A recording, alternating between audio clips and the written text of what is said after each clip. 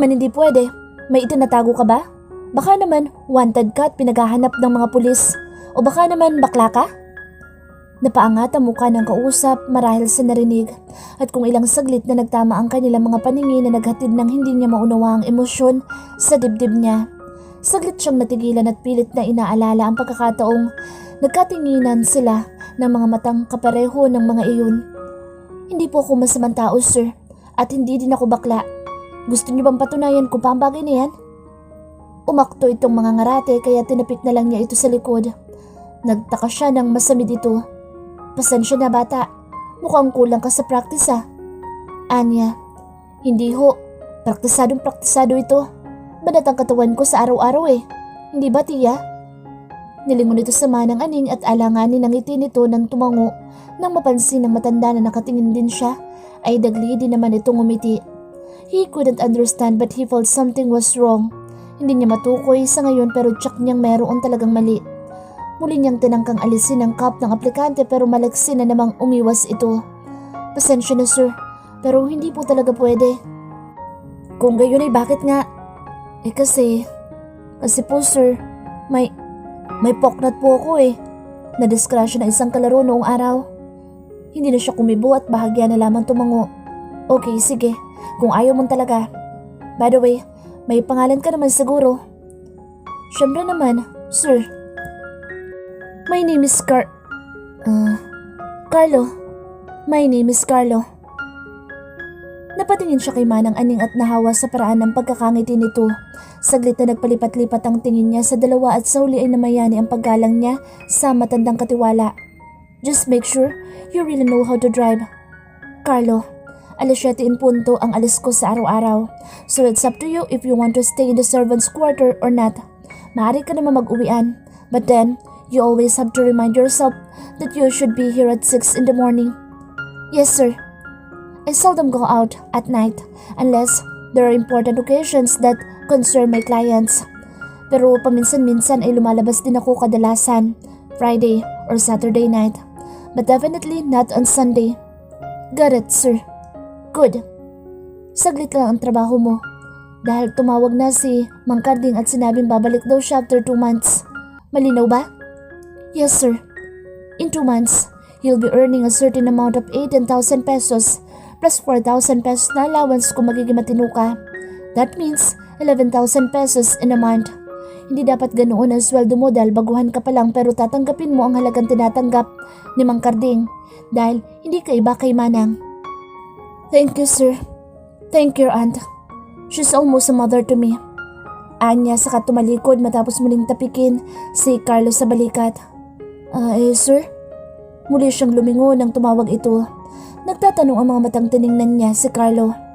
Pwede po bang i-advance ang 2 buwang sweldo ko? Napailing na lang siya ng hatake ni Manang Aning si Carlo at igiya papuntang kusina. Lihim niya lamang na ibulong sa sarili na sana ay maging maayos naman ang serbisyo ng pamangking ito ng matanda. Sir, saan po tayo?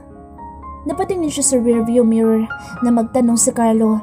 Naidlip pala siya at ngayon ay nasa kahabaan na sila ng EDSA. Kahit paano ay nakatulong ang maikling idlip na iyon dahil umaga na nga siyang nakatulog kanina. Marami kasing kliyente nila nang nagdaang taon ay hindi pa nagsasign ng contract para sa taong ito at kailangan niyang alamin ang dahilan sa likod noon. Magdamag niyang inaral ang profile ng kumpanyang kakompetensya nila. Inalam niya kung ano ang edge ng mga ito at patuloy na nasusulot ang Vesta. Isa yun sa mga dahilan kung bakit hindi pwedeng wala siyang driver. Malaki din ang papel ng driver sa kanya at kumbaga sa babae, personal assistant niya ito. Errand boy na rin kadalasan dahil sa dami ng mga pinaasikaso niya. Shangri-La Hotel, tayo. Right away, sir. Gaya ng nagdaang araw ay nakakap na naman si Carlo. Dahil 2 buwan lang naman na masukan ay nakiusap na itong hindi na magsusuot ng uniforme na wala namang problema sa kanya. Maong na jacket ulit ang suot nito at maong din pantalon na straight cut. Ilang sandali pa ay pumaparada na sila sa parking area ng hotel. Bumaba si Carlo upang buksan ang pinto sa gawin niya. Bumaba naman siya, bitbit ang isang maliit na attache case. Tatalikod na sana siya upang tunguhin ang lobby ng hotel nang mapagmasdan ang likuran ng naglalakad na si Carlo. At napaawang ang mga labi niya na makita ang pulang bahid ng kung ano sa pangupo nito. Nakaikot na sa kotse si Carlo at ngayon ay nakaupo na sa driver's seat nang maisipan niya itong tawagin. Akma na sana nitong paandarin ng kotse nang katukin niya ang bintana sa gawin ng passenger seat. Muli itong bumaba at lumapit sa kanya. Look at your behind. Po? Nagtatakang tanong nito pero sumunod naman. Tiningnan nito ang pang-upo at nang lumingon sa kanya ay namumula na ang mukha nito marahil sa labis na kahihiyan. Madali din itong tinakpan ng pang-upo. What's that? Tanong niya. Sir? Ano po kasi? Ano? Ano nga yan? Sorry sir, ano po Ito po kasing si Tia Aning Pinakain na naman ako na maanghang. Umandar na naman pala ang almoranas ko. Napatingin siya na makahulugan dito. Ganyan bang almoranas? Bakit ang dami? Parang Parang sa babae? Magtapat ka nga. Did you? Hey sir, wag kayong ganyan ha? Kay aga-aga Sino naman ang babaeng ikakama ko Hindi pa ako lumalabas mula kanina nang hindi ka kasama. So sir talaga, green-minded din pala. Napakunot siya na maunawaan ang sinabi nito but he immediately discarded the thoughts. Kung ano-ano na nga ang pumapasok sa utak niya dahil sa dami ng mga trabahong kailangan niyang harapin. By the way Carlo, may kapatid ka bang babae? Yung kasing built mo din at kamukha mo? Saglit na tila na matanda ang lalaki sa narinig. Kapatid po? Wala sir Dalawa lang kami magkapatid at pareho kaming lalaki. How about cousin? Sister-in-law? Someone na related sa you by blood and exactly looks like you? Minus the cup, of course. Umiling si Carlo at napangiti na lang siya. Pasensya ka na. May kamukha ka kasi I don't understand this feeling pero may pakiramdam ako nakita na kita I mean, yung mga mata mo. So very familiar. Parang na-meet na kita somewhere and... Sir, umamin nga kayo. Bading ba kayo trip niyo akong patusin? Sorry pero wala akong gusto sa inyo. Siya? Bading? Dahil ba sa nagagandahan siya sa mga mata nito? Well, that's basically the reason why he needed to recall who the girl was. Pagmumukha talaga siyang tanga nito sa mga naiisip. Nahampas niya si Carlo sa dibdib. Muli na namang nasamid ito sa ginawi niya. Hindi na niya hinintay pa ang sasabihin nito at agad nang tumalikod papasok sa hotel. Sir, akala ko ba uuwi na tayo pagkagaling niyo kay Mr. Chua? Saglit lang tayo. Huwag ka na magkukwento pa ng kung ano-ano kay Manang. Kung ayaw mong sasantahin kita nang wala sa oras dyan. Yes sir, pero saan ba talaga tayo pupunta? Dalhin mo sa Malate. Getaway tayo. Teka sir, getaway? Ano ba yun? Huwag ka na magtanong, basta kailangan ko mag-relax. I need space and air to breathe, okay? Just drive. Air and space lang pala ang kailangan nyo. Di sa luneta na tayo. Carlo! Getaway nga, sir. Pagbibigay na lamang niya nang pukuli ng warning look ng amo. Napapantastikuhan man ay sumunod na din siya. Nakakainis dahil ang sabi ni Simon ay maaga silang uuwi nito. Alas 5 lang daw ay magpapahatid na ito sa mansyon at nangangahulugan iyon na maaga siyang makakauwi sa kanila. Maaaya pa niya si Kaloy na bisitahin kahit saglit ang tatay niya. Pero dahil nagbago ang plano ng lalaki ay mapupurnada ang kanyang lakad. Hindi niya maiwasan ng mapabuntong hininga. Nasa ganoong ayos siya nang magsalita ang lalaki sa likuran. Itabi mo Carlo. Dahil nabigla siya ay malakas na naging pag-apak niya sa preno. Tuloy inauntog si Simon sa upuang nasa harap nito. Isang hampas sa balikat ang ibinigay ng lalaki sa kanya. Hindi naman iyon masakit kaya hindi na niya ininda. Ano ba? Magdahan-dahan ka nga. Tumango lang siya. Binuksan ni Simon ang pinto ng kotse at saka umibis mula doon. Noon lang niya napansin ang isang babaeng nakatayo sa gilid ng daan. Sopistikada ang dating nito at nakangiti ng ubod tamis kay Simon. Napangat ang kilay niya. So may date ang bossing niya? At sa getaway sila sa Malate pupunta? So more or less ay alam na niya ibig sabihin ng getaway na iyon. Inalalayan ni Simon sa siko ang babaeng kasama hanggang makapasok sa loob ng kotse. Nang sinasabi nitong umandar na sila ay sumunod siya. Sumunod siya na ang mga mata ay nasa rearview mirror at nakatingin sa dalawang sakay sa likod. Patuloy sa pagkukwentuhan ng mga ito habang ang mga kamay ay malayang naglalakbay sa katawan ng isa't isa. Huling-huli pa niya ang isang kamay ng babae na pumulupot sa bewang ni Simon at ang isa naman ay sa dibdib nito. Nilaro-laro nito ang pinong balahibo ng binata na bahagyang nakikita sa nakabukas na butones ng panloob na polo nito. Ang kamay naman ni Simon ay nakita niyang nasa ibabaw ng hita ng babaeng katabi. Oo nga at may skirt na suot iyon. Pero gaan na lang bang ililis ang kakapirasong telang nakasuot sa hitad na babaeng ito? Lalo pa at very much willing ang victim. Naiinis siyang hindi mawari. Bakit ganito? Bakit tila hindi maganda sa kanyang paningin na makitang may kasamang ibang babae si Simon? Hindi ba't binata naman ito? Walang masama kung makikipagmabutihan man ito sa mga kabaro niya. Pero hindi nga pwede. Napapreno siya sa pagkabigla nang matagpuan niya ang sariling naisigaw ang laman ng isip niya. Subsuban dalawang nasa likod. Namumula ang muka ni Simon nang umahon mula sa kinalugmukan nito. Agad nitong inalalayan ng kasamang babae na makaupo at saka siya hinarap. Kitang-kita niyang babatukan siya, kung hindi man sasampalin ng lalaki. Kaya agad na siyang pumikit pero ilang segundo na ay wala pa rin kamay na dumadapo sa pisngi niya. Muli siyang dumilat at natagpuan itong nakakunot ang noo habang nakatingin sa kanya. Tila ito nabato-balani habang ang katabi naman nito ay nakayuko at patuloy na pinapagpagan ang sarili. Carlo, mag-ingat ka naman. Malamig ang tinig na wika nito habang nakatingin ng matiim sa kanya. Wala man lang bang batok? Walang hampas? Umikot siya paharap sa steering wheel at saka pinagpatuloy ang pagmamaneho. Pinilit niyang iiwas na lamang ang tingin sa dalawang nasa likuran at nag-concentrate na lamang sa pagdadrive hanggang makarating sila ng getaway. Ang getaway na tinutukoy pala ni Simon ay isang disco bar. Iba kasi ang konsepto niya ng lugar base na din sa nakita niyang lambot-tsinga ng dalawa. Kaya naman iba agad ang pumasok sa kukote niya. Ayaw sana niyang sumama hanggang loob pero dahil mapilit si Simon ay napilitan na din siyang sumunod. Pagpasok pa lang sa lugar ay amoy na ang pinaghalong langhap ng sigarilyo at alak. Madilim at malakas ang tugtog na halos ikabingi niya. Nasa unahan at naglalakad ang dalawa habang nakasunod naman siya. Nang piliin ni Simon ang mesang nasa pinakasulok ay sumunod na lang din siya at naupo doon. Kinawayan ng lalaki ang isang waiter at umorder ito ng sisig at beer. Red wine naman at tempura ang para sa kasama nitong narinig niyang Dina ang pangalan. Nang tanungin siya nito ay sinabi niyang kahit ano naman ay pwede sa kanya. Nang tumalikod na ang waiter ay hindi niya naiwasan ang kusang paggalaw ng ulo niya pasabay sa tugtog na umeere sa paligid. Bakit hindi mo tanggalin ang cup mo, pretty boy? Nabigla siya nang hawakan ni Dina ang cup niya kaya madali siyang kumilos paiwas dito. Malakas na tawa naman ang narinig niya kay Simon. He couldn't take his cup off, baby. Napasimangot siya sa narinig. Yikes! Why not? Pangungulit ni Dina. Because I don't like mom. Kanya-kanyang trip lang po yan. Muling natawa si Simon at sa pagkakataong ito ay may kasama na namang tapik sa likod niya. Mabuti na lamang at tila nasanay na siya sa gesture na iyon ng amo. Kaya naman hindi na siya ngayon dinadalahik ng ubo. Paano kung may babaeng makatipo sa iyo dito at hilingin na alisin ang cup na yan?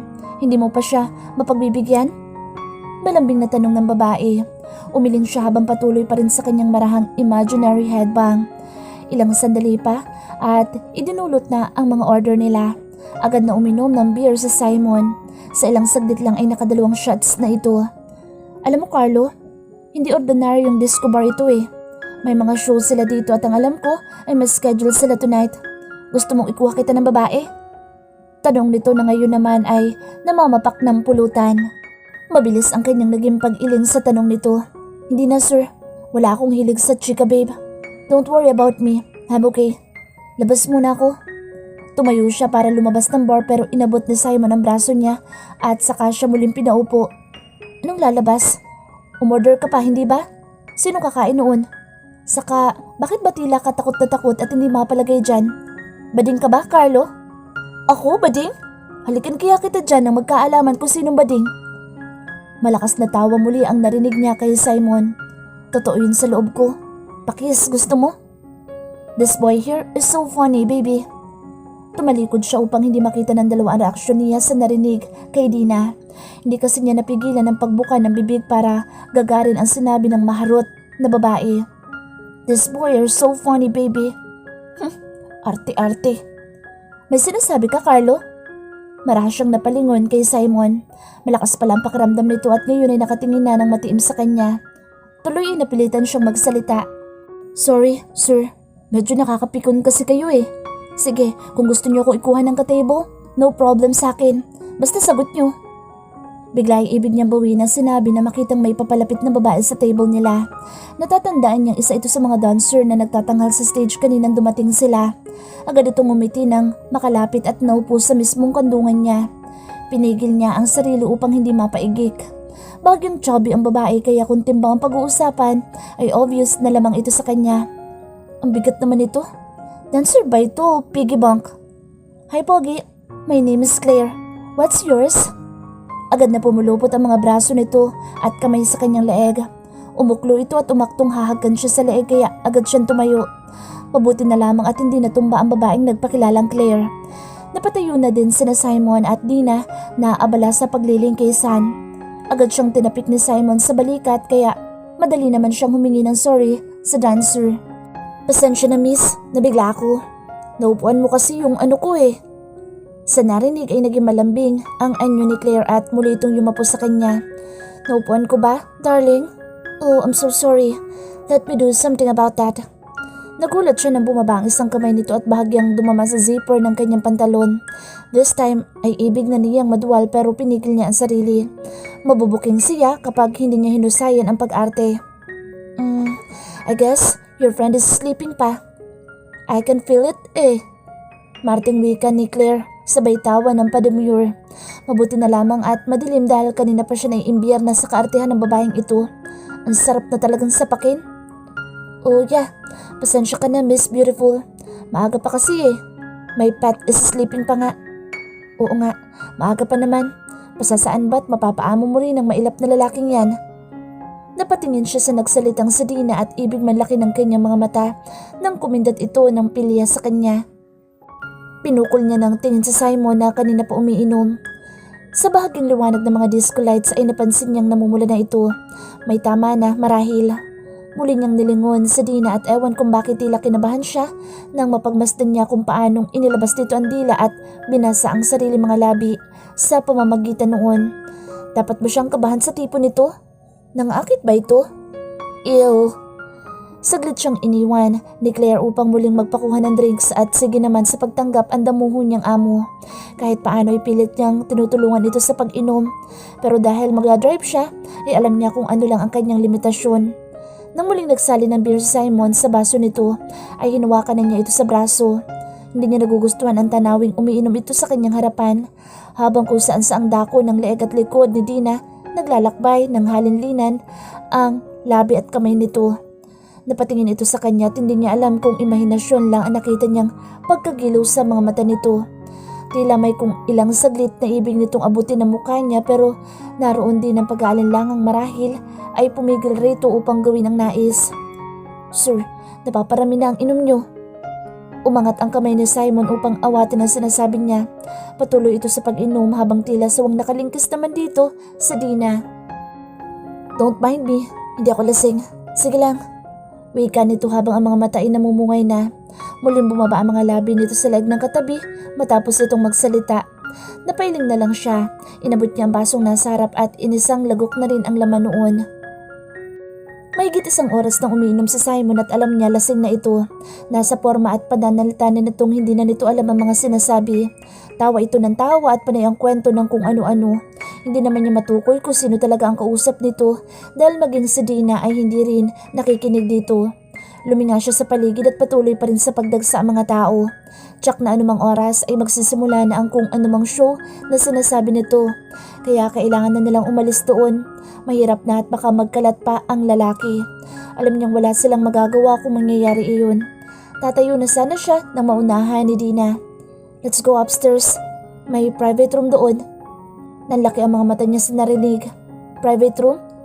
Ipapanik nila doon sa Simon ng walang malay? Anong gagawin niya sa private room? Inosenteng tanong niya. Sumilay naman ang pilyang ngiti sa mga labi ni Dina bago ito sumagot. Ano pa nga bang ginagawa doon? It is something private. Ano to sa wikang tila makahulugan. Maging ang ngiting ipinukol nito sa kanya ay tila berde din at saglit siyang tinaasan ng balahibo sa katawan sa narinig. Ma'am Dina, lasing na po kasi si sir. Baka hindi na niya kayang pumanhik. Napahiya siya sa sarili sa tinatakbo ng isip. Pero ano pa nga bang kahulugan ng ibig ipahiwatig ng babae? Ano pa nga ang gagawin ng mga ito sa isang private room? Basta tulungan mo akong pumanhik at ako nang bahala. Giit nito. Nakahawak sila ni Dina sa magkabilang braso ni Simon at saglit silang naghihilahan nito. Magkahinang ang kanilang mga mata na tila may kung anong pinagtatalunan. Carlo, huwag matigas ang ulo mo. Driver ka lang ng bebe ko. Baka makalimutan mo. Tumulong ka na lang at huwag mo na akong pahirapan. Pero ma'am, malalagot ako kay Nanay Aning kapag hindi ko iniuwi si Sir Simon ngayon. Alibay na lang niya iyon. Natural ay binata si Simon at may kalayaan itong gawin ang nais nito. Hindi lang niya maatim na mapapasa kamay ito ni Dina. Hay, ano naman sa akin kung mapapasa kamay nga ni Dina ang lalaking ito? Care ko ba? Bulong ng isip niya. Basta sumunod ka lang. Usapan na namin ni Simon iyon kaya labas ka na dito, okay? Wala siyang nagawa kung hindi tulungan tumayo ang lalaki. Sinampay niya ang kanang braso nito sa kanyang balikat at yun din ang ginawa ni Dina sa kabilang braso nito. Agad naman silang natanawa ng isa sa mga waiter na nandoon. Pinalitan nito si Dina sa pagbubuhat at saglit lang ay nasa loob na sila ng silid sa ikalawang palapag ng getaway. Nagpasalamat siya sa waiter at inabutan naman ito ni Dina ng 50 pesos. Paglabas ng lalaki ay maingat niyang inayos ang pagkakahiga ni Simon. Nakayuko siya habang inaayos ang posisyon nito sa kama. Nasa ganoon siyang tagpo ng maramdaman ng mga kamay na dumadama sa kanyang likod. Marahas siyang napalingon kay Dina. Ma'am, one time lang pogi. Type ko ang lips mo eh. Baka pwede mo akong pagbigyan kahit ngayon lang. Malambing ang tinig na wika nito. Patuloy sa paghaplos sa mga kamay nito at ibig nang bumaliktad na sikmura niya sa ginagawa nito. Kumilos ang kanyang mga paatras pero saglit lang ay dingding na ng silid ang nasa likuran niya. She was trapped and there was no way out. Pero si Sir, huwag mong alalahanin ang lalaking yan. Ganyan naman yan. Kailangan lang ako pag may problema pero puro tulog lang naman ang alam. Come here, baby. Humaplos ang kanang kamay nito sa kanyang likod at ang isa naman ay agad na dumako sa sinturera ng kanyang suot na pantalon. Ibig niya sanang awatin ito sa ginagawa pero dahil hindi niya alam kung alin sa mga labi nitong pilit na umaabot sa leeg niya o sa mga malilikot nitong kamay, ang unang aawatin ay nagawa nito ang gusto. Nabuksan nito ang zipper niya at agad na naipasok ang kamay sa loob noon. Napatili siya ng maramdaman ng kamay nitong nasa garter na ng suot niyang panloob pero tinalo ng tili nito ang ingay niya sa natuklasan. Agad itong napaatras at nanlalaki ang mga matang napatanga sa kanya. Carlo? Ano ibig sabihin nito? Gimbal nitong tanong. Nataranta siya pero saglit lang iyon. Agad na pinaganan niyang isip upang dumepensa. Sorry ma'am, mahabang kwento pero... You mean hindi ka boy? Isa kang... Pero Carlo ang tawag sa'yo na Simon, hindi ba? Sorry naman. Obvious namang isa akong Carla, hindi ba? Malinaw pa sa liwanag ng buwan na hindi tayo talo. Kanina ko pa gustong sabihin pero ayaw mo namang magpaawat. Pero bakit? Alam ba ito na Simon? Mabilis ang kanyang naging pag-iling. Hindi niya alam at hindi niya dapat malaman. Mabigat ang rason ko kung bakit ko ito ginagawa. Pero, kala ko pa naman hindi ako mabibitin ngayong gabi. Yun naman pala ay, ano ka ba talaga? Akala ko naman ay girlfriend ka ni Sir. Natawa ng mapakla si Dina. Girlfriend? Wala sa bukabularyo ng bitang na lalaking ito ang girlfriend, no? Paglalaruan ka lang yan. Kaya ako, hindi ako magpapauto sa Herodes na yan. Tinignan pa nito ang nakadapa sa kama at nahihimbing na si Simon at sa kabahagyan nitong sinipa ang paa ng lalaking nakalawit sa paanan nang hinihiga nitong king-size bed. Magkukomento sana siya pero kinuha na ni Dina ang bag nito at saka lumakad papunta sa pinto. Ba't sina ako? Wala naman pala ako mapapala sa gabing ito. Iritado nitong sabi. Sandali! Tawag niya. Huminto naman ito sa tapat ng nakabukas na pinto sa lumingon sa kanya. Si Sir Simon, binabayaran ka ba niya? I mean, kung binabayaran niya ako pag lumalabas kami? Hindi no. Gusto niya pero hindi ako tumatanggap. Tingnan mo nga lalaking yan. Kahit hindi mo matikman, makatabi mo lang ayos na hindi ba? Makontento ka na doon dahil hindi ka papatusin yan. Mga kagaya ko ang tipo niyan. Kaya sorry ka na lang Inday. Magtalop kaya ako dito nang magising ang bruhang ito. Tumango na lamang siya tinintay ang pag-alis nito. Siya nga pala Carla. Carla ba talagang pangalan mo? Tanong nito sabay talikod na tila nakaplaster sa mukha ang ngiti. Hindi na niya kinailangan sumagot dahil sa isang iglap ay nawala na ito. Umaga na't inaantok man hindi magawang matulog ni Carmela sa loob ng silid na iyon na tanging si Simon lang ang kasama. Paano niya ngayon iuuwi ang lalaking ito gayong daig pa nitong mantika kung matulog? Naupo siya sa kanang bahagi ng kama at saka sinubukang itihaya sa Simon. Umungo lang ito pero hindi natinag. Pababayaan ba niyang makatulog ang amo sa ganoong posisyon? Paano kung atakihin ito sa puso at hindi na magising? Hindi malabong mangyari iyon dahil bukod sa lasing Simon ay hindi pa maayos ang paraan ng pagkakahiga nito. Nakonsensya naman siya kaya muli niyang sinubukang itihaya ito. This time ay natinag na ang binata. Tumihaya ito sa pagkakahiga pero natagpuan niya ang isang kamay na nasa ilalim ng malapad na likod nito. Iniangat niya sa kama ang sarili para bawiin ang kamay pero kung bakit tila kay bigat ng katawan ng lalaki. Nabigla siya nang walang ano-ano'y umangat ang mga braso nito at yumakap sa kanya. Napadapa siya sa malapad nitong katawan. Kitang-kita niya nang dumilat si Simon pero nang muli niya itong tingnan ay nakapikit na ulit ito. Sir Simon. Untag niya, tila tulog na tulog pa rin ang binata. Akma siyang tatayo nang maramdaman na magkasalikop ng mga braso ng lalaki sa kanyang likuran. Nanlaki ang kanyang mga mata sa labis na pagkabigla pero wala namang kahit isang tinig na lumabas sa bibig niya. Itinukod niya ang mga braso sa dibdib ng lalaki pero sa halip na makatayo ay niyapos pa siya nito at hindi niya maunawaan kung paanong bigla na lang na sa isang iglap ay magkahinang na ang mga labi nila. Nananaginip kaya ito? Ibig niya iparamdam ang pagtutol sa mga nagaganap dahil sa pangambang magising si Simon pero ewan kung bakit tila ayaw sumunod ng katawan niya. Mali pero parang tama. Bakit ganun? Bakit sa halip na umiwas ay in-enjoy pa niya ngayon ang mga halik ni Simon? Bakit nilulunod pa niya ngayon ang sarili sa mga yakap nito? Umungol si Simon at naalarma siya. Agad niyang inabot ang cup na nasa isang gilid ng kama na marahil ay nahulog lang dahil sa nangyari. Itinakip niya iyon sa mukha at hinintay na magising ang lalaki subalit ilang sandali na lumipas ay tila walang palatanda ang gising na ito. Inalis niya ang cup at nakitang nakapikit muli si Simon. Kumilos siya upang tumayo nang biglang bumaling si Simon paharap sa kanya.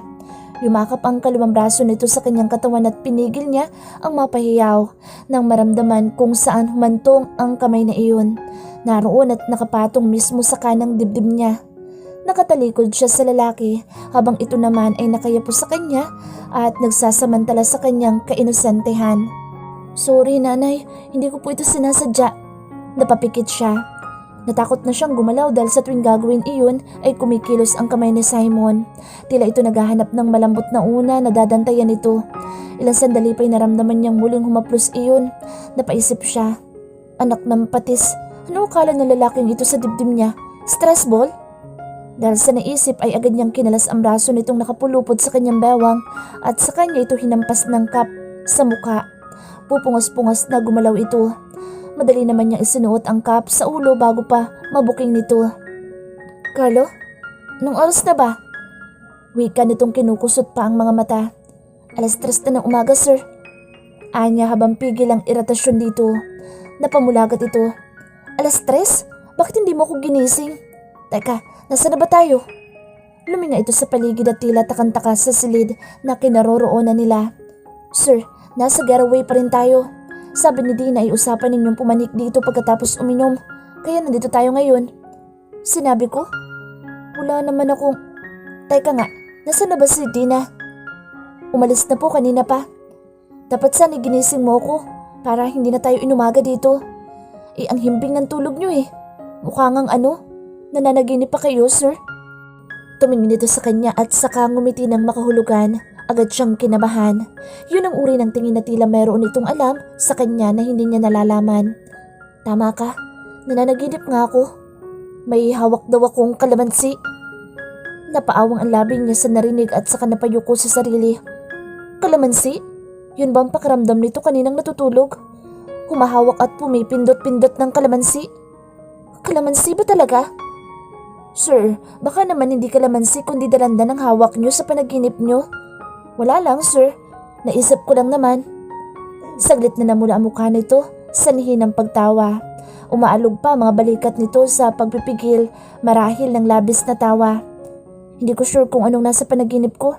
Whatever it is, it felt so good in my hand. Wika nito at saka muling tumawa.